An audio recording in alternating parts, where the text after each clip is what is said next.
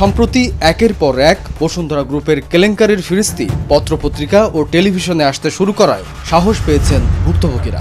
20 লাখ টাকা সে ঘুষ নিছে, ঘুষ নিয়ে আমার দোকানটা অন্য জায়গায় সে দিয়া দিছে ভাই। কারণ আমাদের ভাড়া 28,000 টাকা ডিড কপিতে লেখা, বাট নিচে এভরি মান্থ 4 লাখ থেকে 3.5 লাখ টাকা শুধু।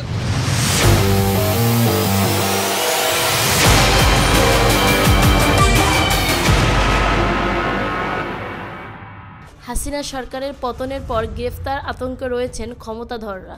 সাবেক মন্ত্রী, এমপি সহ প্রভাবশালী ব্যবসায়ীরাও পার পাচ্ছেন না।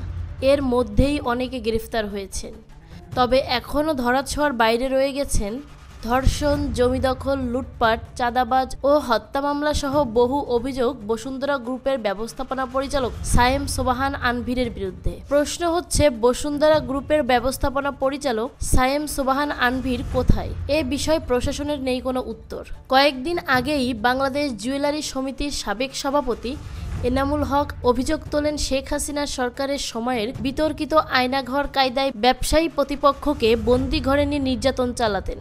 সায়েম সোবাহান আনভীর আমাকে তার বাড়িতে দাওয়াত দেন, চা চক্রের জন্য দাওয়াত দেন। আমি চা চক্রের স্মরণমনে আমি গিয়েছি, সেখানে গিয়ে একটা ভয়ঙ্কর পরিস্থিতির আমি দেখেছি। সেই ভয়ঙ্কর পরিস্থিতি আমি বর্ণনা করতে চাই না, সেটা আয়নাঘরের অনুরূপ একটা পরিস্থিতি, এটাই আপনারা জেনে নেন। তার দাবি, তিনি সহ অনেক ব্যবসায়ীকে আনভীরের নির্যাতনের শিকার হতে হয়েছে। বসুন্ধরা সিটি শপিং কমপ্লেক্সের ব্যবসায়ীরা বিক্ষোভ করেন। অনেকের অভিমত, বসুন্ধরা শপিং মলের বেসমেন্টে আয়নাঘরের মতোই টর্চার সেল রয়েছে। কোনো ব্যবসায়ী অনিয়মের প্রতিবাদ করতে গেলে তাকে সেখানে নিয়ে অমানবিক নির্যাতন চালানো হতো। 20 লাখ টাকা সে ঘুষ নিছে, ঘুষ নিয়ে আমার দোকানটা অন্য জায়গায় সে দিয়া দিছে ভাই। কারণ আমাদের ভাড়া 28,000 টাকা ডিড কপিতে লেখা, বাট নিচে এভরি মান্থ 4 লাখ থেকে 3.5 লাখ টাকা।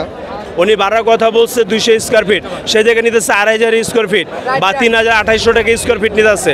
অভিযোগ রয়েছে, ক্ষমতাচ্যুত শেখ হাসিনা সরকারের অবৈধ অস্ত্রের বড় যোগানদাতা হিসেবে কাজ করেন বসুন্ধরা গ্রুপ।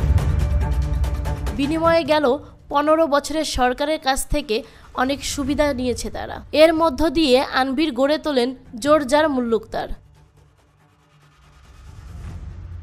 আনভীরের ক্ষমতা এতটাই প্রকট ছিল যে বিভিন্ন মহলের আলোচনা সমালোচনার পরও কলেজ ছাত্রী মোশাররত জাহান মুনিয়াকে ধর্ষণ ও হত্যা মামলায় এখনও কোনো সুরাহা হয়নি।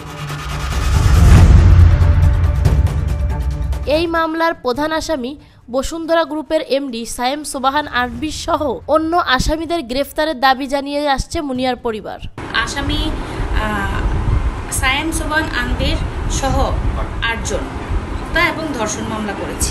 বিজ্ঞ আদালত সন্তুষ্ট হয়ে মামলাটি আমলে নিয়ে পিপিআইকে তদন্ত দিয়েছে। গত 1.5 দশকের রাষ্ট্রের অবাধ পৃষ্ঠপোষকতায় ফুলে ফেপে উঠেছে বসুন্ধরা। ভূমি উন্নয়ন ও আবাসন শহর বিভিন্ন খাতের একচেটিয়া নিয়ন্ত্রণ। দেশের অর্থনীতির চাকা যেসব মাফিয়াদের হাতে রয়েছে, তার মধ্যে অন্যতম বসুন্ধরা। 5 আগস্ট সরকারের পতনের পর লোকচক্ষুর আড়ালে রয়েছেন বসুন্ধরার চেয়ারম্যান আহমেদ আকবর সুবাহান ও ব্যবস্থাপনা পরিচালক সায়েম সোবাহান আনভীর। এর মধ্যেই দাবি উঠেছে, আনভীর ও বসুন্ধরা গ্রুপের অনিয়ম অভিযোগ তদন্ত করে কঠোর হাতে সেগুলোর বিরুদ্ধে আইনগত ব্যবস্থা গ্রহণ করে দৃষ্টান্ত স্থাপনের।